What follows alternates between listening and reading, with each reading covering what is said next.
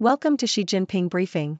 The content of the briefing includes crossed wires, muddled messaging casts doubt over Beijing's economic urgency.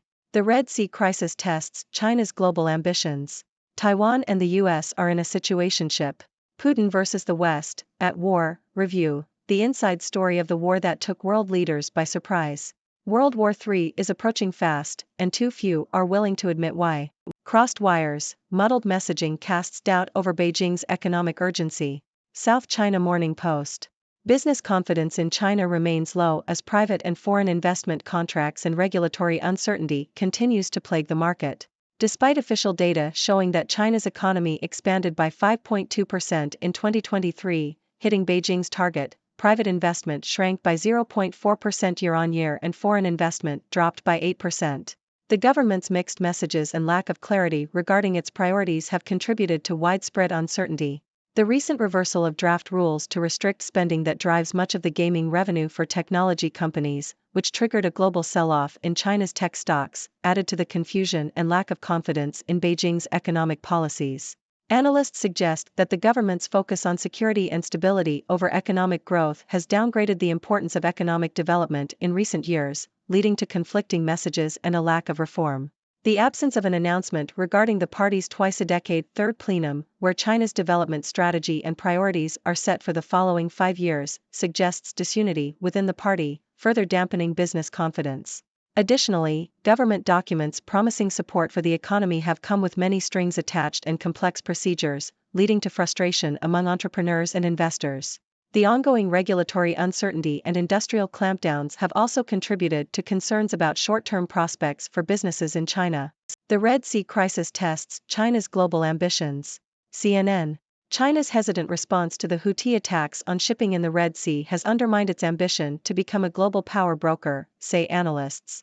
China's public response has been limited to calls for an end to the attacks on civilian ships and veiled criticism of US-led military operations against the Houthis, according to the South China Morning Post. China's exports to Europe are shipped through the Red Sea, while tens of millions of tons of oil and minerals transit the waterway to reach Chinese ports.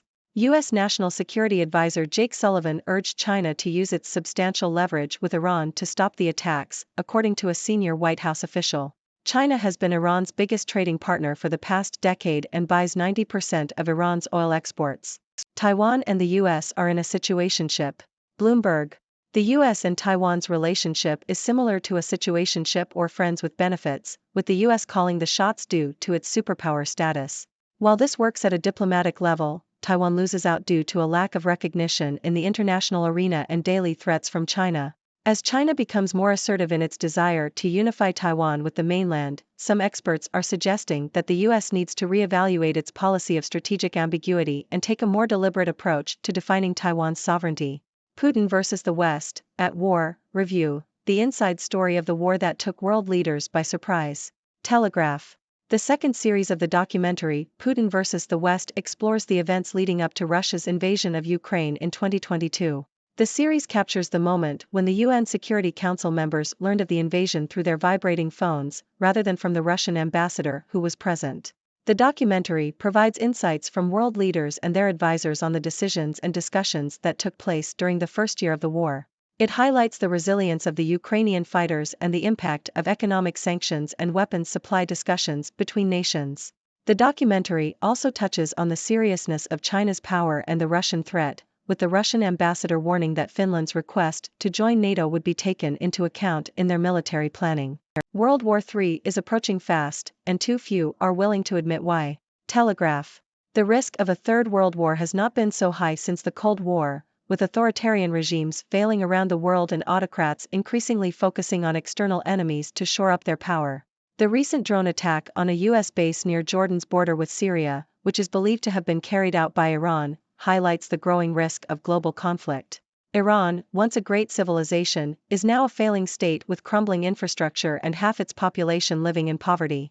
As its decline becomes increasingly difficult to conceal, the regime is doubling down on its ambitions to establish itself as a regional hegemon and become a nuclear power. Similarly, the Putin regime in Russia has failed to capitalize on the country's resources and raise living standards, leading Putin to attempt to deflect from his failures through conquest. China is also becoming a more dangerous power, with Xi Jinping shifting the country towards a military autocratic model and pursuing a vision of Greater China. The risk of a world war is amplified by the fact that autocratic leaders genuinely believe they can win, and the West may have to use its own unpredictability to contain the threat. China is protesting interrogations and deportations of its students at U.S. entry points. Associated Press. The Chinese government has lodged a protest with the U.S. government over the treatment of Chinese students arriving in America. According to the Chinese ambassador in Washington, Xie Feng, Chinese students have been subjected to hours of interrogation, had their electronic devices checked, and have been forcibly deported from the country. The protest comes as the U.S. and China seek to strengthen their relations through student exchanges. China has more than 1.3 million students studying abroad, with nearly 290,000 Chinese students in the U.S., accounting for one-third of all foreign students in the country. China Evergrande, what next after court orders liquidation? Deutsche Welle. China Evergrande has said it will continue to operate despite a Hong Kong court ordering the troubled property developer to be liquidated. The order follows a crackdown by China on 2 decades of real estate speculation, which left Evergrande owing $300 billion. The company defaulted on its offshore debt obligations last year, and a proposal to restructure its debt was rejected by creditors last month. However, it is unclear how the ruling will affect Evergrande's vast operations in mainland China. Chinese embassy cautions students after interrogating, harassing at U.S. airport. South China Morning Post. China has lodged a formal protest against the U.S. for allegedly blocking Chinese students at the border, and has issued a caution over traveling through a key American airport. The Chinese embassy accused U.S. authorities of interrogating, harassing, canceling visas, and even deporting several Chinese students upon their arrival at Dulles International Airport near Washington, D.C. The embassy said the students had been returning to the U.S. after holidays in China, trips to a third country, or traveling there to start courses, but were subjected to lengthy questioning and scrutiny of their electronic devices upon arrival. Putin's proposed Pyongyang trip reveals Russia's growing reliance on North Korea. South China Morning Post. Russian President Vladimir Putin's upcoming meeting with North Korean leader Kim Jong-un highlights Russia's limited travel options and North Korea's growing confidence amid international isolation, according to analysts.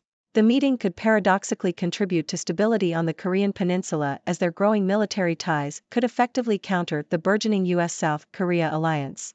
Putin's visit to Pyongyang would be his first since he traveled there more than 23 years ago to meet Kim's late father, Kim Jong-il. The trip would help Kim signal to China that he is a leader who still has partners.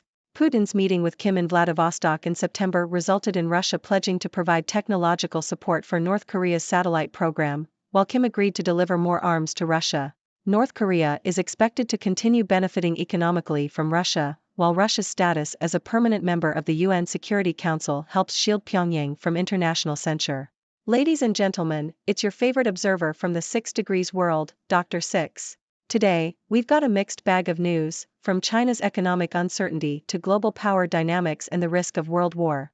Let's dive in, shall we? First up, we have China's muddled messaging on its economic urgency. Despite official data showing economic growth, private and foreign investment are shrinking. The government's mixed messages and lack of clarity have contributed to widespread uncertainty. It's like trying to follow a recipe with missing steps and conflicting ingredients. No wonder business confidence is low. Moving on, we have China's hesitant response to the Red Sea crisis. Analysts say this undermines China's global power ambitions. China's exports to Europe pass through the Red Sea, yet its response to the attacks on shipping has been limited. It's like they're playing a game of let's pretend this isn't happening while their economic interests hang in the balance. Not a great look for a global power broker. Next, we have the situationship between the US and Taiwan. The US calls the shots due to its superpower status, but Taiwan loses out with a lack of recognition and constant threats from China. It's like being in a relationship where one person gets all the benefits while the other is left wondering where they stand. Maybe it's time for the US to reevaluate its approach and define Taiwan's sovereignty more deliberately. Now, let's talk about the second series of Putin versus the West. This documentary explores the events leading up to Russia's invasion of Ukraine. It's a reminder of the Russian threat and the seriousness of China's power. It's like watching a spy thriller, but with real-world consequences. The world needs to pay attention to these geopolitical tensions. Speaking of tensions, the risk of a third world war is on the rise, with authoritarian regimes focusing on external enemies to maintain their power. Iran and Russia are doubling down on their ambitions, and China is becoming more dangerous.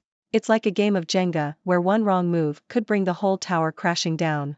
The West needs to contain this threat, even if it means being unpredictable.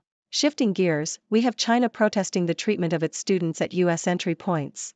Chinese students have been subjected to interrogation, harassment, and even deportation. It's like going through a haunted house instead of the warm welcome they were expecting. This doesn't bode well for the US-China relationship, especially when they're trying to strengthen ties through student exchanges.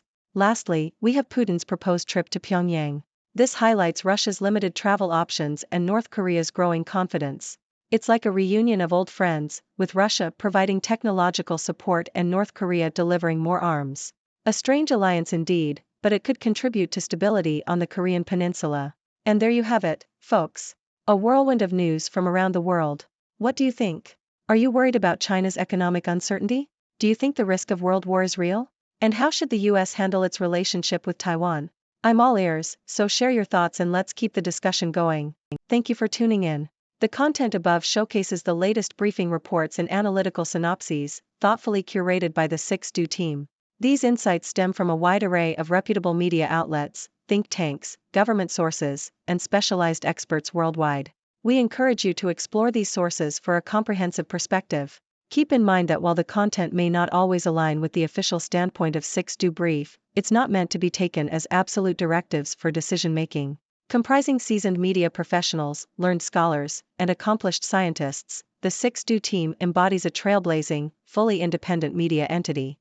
To customize 6Do Brief to meet your professional needs, you have the option to subscribe to a diverse array of briefings on our website, 6dobrief.com. Regardless of your location, you can conveniently receive 6Do Brief via email.